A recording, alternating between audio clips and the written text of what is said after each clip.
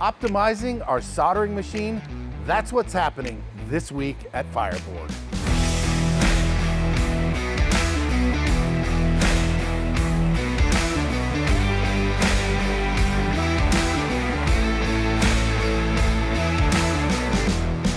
Hey, this week at FireBoard, we're talking soldering. Behind me, we have what's called a selective soldering machine, and it solders through hole parts. A lot of our parts get surface mounted, which we've talked about that before, but a few of our parts go through the circuit board and get soldered from underneath, and that's what this machine does.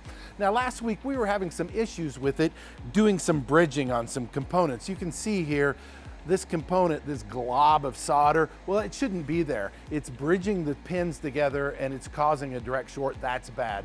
So we brought Greg in. Greg's from GZSM Tech.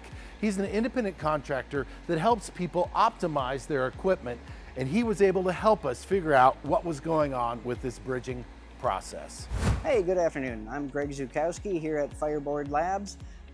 Specifically looking at the selective solder machine and one specific issue that they were having with one 10-pin connector. So what we had found was more on the process side of itself. The board on that connector has a very heavy ground plane on pin 1.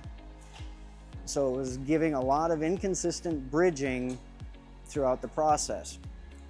So essentially, the high ground plane is in this area here. So we are starting our track sequence at the top. We're coming down, giving it extra dwell time, coming back up to the second row and doing that individual row of leads, giving it more dwell time and pulling off at a diagonal.